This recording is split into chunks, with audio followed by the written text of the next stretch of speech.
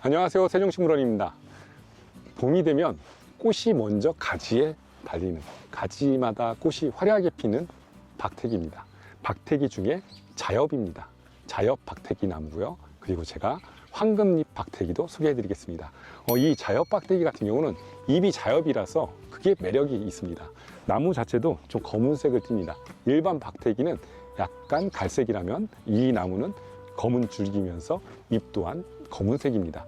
칼라 조경 많이 하시는데 검은색의 박태기 나무를 심으시면 또 다른 매력을 줄 수 있는데, 박태기 나무를 좋아하시는 분이 은근히 많습니다. 추운 날씨에서 박태기 꽃이 가지에 쫙 폈을 때 굉장히 이쁜 모습을 연출하는데, 제가 유명한 식물원 가든에 갔을 때도 그곳에 박태기 나무를 벽에 고정을 해서 나무로 하나의 그림을 그린 것 같은 모습을 본 적이 있습니다. 가지들을 배열을 한 다음에 꽃이 폈을 때 평면적인 나무의 모형에서 화려하게 꽃을 피우는데 너무나 아름다웠거든요. 그게 박태기 나무예요. 박태기 나무가 장점이 이쁘다, 꽃이 먼저 피기 때문에 꽃의 화려함을 즐길 수가 있는 거고요. 꽃이 피고 지고 나면 그 다음에는 잎이 나옵니다. 잎은 자엽이에요. 자엽이다 보니까 자엽의 잎이 가을까지 아름답게 연출을 해줍니다. 사실 우리 정원은 푸른색이 너무 가득하거든요. 푸른색이 가득했을 경우보다는 약간은 무게감 있는 색으로 중심을 잡아주는 것도 정원의 포인트가 될 수 있습니다. 봄에는 일찍 꽃이 피기 때문에 박태기의 꽃이 이쁘고요. 꽃이 진 후부터 잎이 자엽으로 아름다운 연출을 해줍니다. 박태기 같은 경우는 잎이 또 이쁜 게 하트를 닮았어요. 박태기 잎이 하트를 닮다 보니까 하트의 모양과 똑같아서 어떻게 보면 더 사랑스러운 걸 수도 있습니다. 나무는 굉장히 야리야리하면서 잘 부러지는 특성이 가지고 있습니다. 보통 이렇게 자엽 박태기 같은 경우는 최대 성장 키가 보통적으로 3m 이하가 될 거예요. 그래서 3m라면 굉장히 클 수가 있는데, 굉장히 좀 작게 크면서 2m 정도로 크면서 다복한 모양을 자리 잡기도 합니다. 그래서 우리가 보는 이 박태기 나무가 있고, 커다랗게 크는 박태기는 캐나다 박태기도 있습니다. 그런 나무들은 굉장히 좀 키가 많이 크기도 하는데, 우리가 동양에서 보는 박태기들은 많은 키가 크지 않지만 꽃으로 가득 차서 가지가 많은 그런 나무에서 이쁜 모습을 보여줍니다. 특히 크게 관리가 필요 없을 만큼 좀 강인한 생명 운영을 가지고 있습니다.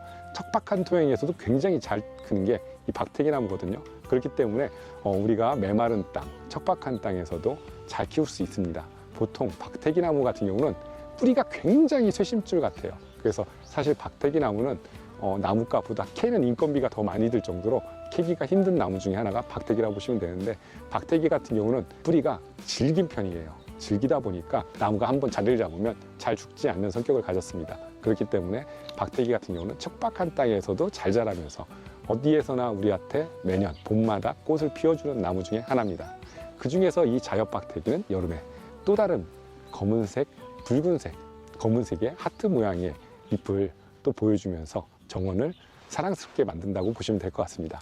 두 번째 이 나무는 황금 박태기입니다. 황금 박태기라고 해서 줄기가 황금색이 아니라 잎이 노란색을 띠는 황금색입니다. 그래서 황금 박태기라고도 불리는데, 이 나무 같은 경우는 가지색이 좀 전에 봤던 것보다는 좀 더 옅은 색입니다.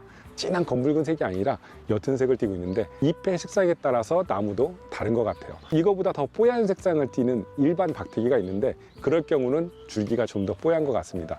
지금 이 나무는 황금 박태기 나무고요. 잎이 황금색인 거죠. 하트 모양의 황금색 잎이라고 보시면 되는데, 노란색이 굉장히 아름다운 나무입니다.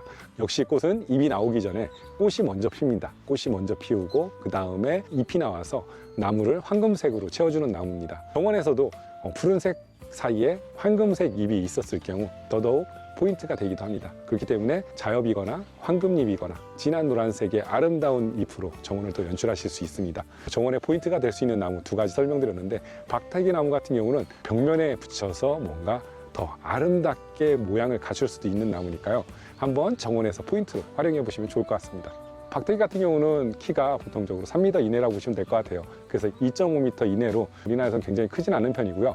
키가 낮추고 싶다, 너무 크게 키우기 싫다 하실 경우는 전지를 하셔서 보통적으로 봄에 꽃이 핍니다. 꽃이 피고 전지를 해서 새로운 가지들이 올라와서 자라게 한다면 키를 낮추면서도 정원에서 아름답게 꽃을 볼 수 있는데, 박태기 나무가 꽃이 일찍 피는 편이에요. 그렇기 때문에 꽃이 진 후에 전지를 하시는 게 훨씬 좋은 방법이고요. 정원에서는 커다랗게 키우고 싶다 하셔도 우리가 봤을 때 정원에서는 좀 아담한 모습이라고 보시면 될 것 같아요.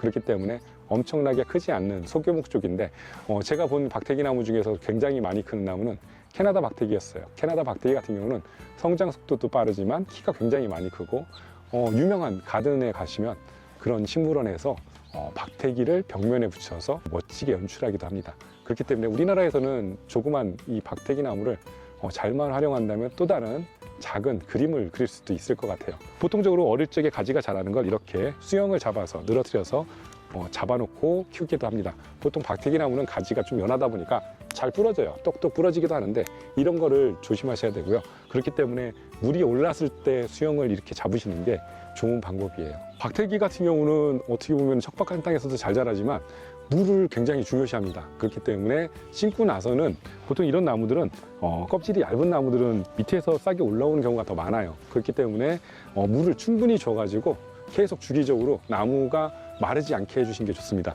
이 나무 역시도 물올림을 미리 해서 심으시는 것도 굉장히 좋은 방법이니까 물올림을 하신 다음에 식재를 하시는 걸 권장을 드리고요. 나무가 죽었다 싶지만 늦게 싹이 나는 나무입니다. 꽃을 피우고 잎이 나다 보니까 잎이 나오기까지는 시간이 걸립니다. 그렇기 때문에 심어 놓으시고 나무가 흔들리지 않게끔 하시고 물은 주기적으로 충분히 주시는 게 좋은데 이런 나무일수록 물올림이 더 느리기도 합니다. 그리고 껍질이 얇은 나무일수록 가지들이 말라가는 현상이 심하게 돼요. 그렇기 때문에 식재하실 때는 꼭 전지를 해서 심으시는 걸 권장하는 편이고요. 제대로 있는 것보다는 전지를 해서 다복하게 키우시는 것도 좋은 방법이 될 수 있으니까 키를 키우지 않고 내가 박태기 나무를 키우겠다 하신다면 전지를 해서 가지를 좀 많이 만드시는 게 좋은 방법입니다. 그리고 이렇게 품종 있는 나무들은 밑에 나무와 위에 나무가 다릅니다. 그렇기 때문에 땅에서 올라오는 가지가 있다면 제거를 해 주셔야 돼요. 노란 잎이지만 땅에서 올라오는 가지에서는 녹색의 잎이 나올 수 있습니다. 그거는 이제 대목이라고 하거든요. 뿌리에서 나오는 잎이기 때문에 뿌리에서 나오는 잎을 막아주셔야지만 되는 거고요. 그렇게 새로 나오는 가지들이 바닥에서 땅에서 올라온다면 꼭 제거를 해주시기 바랍니다.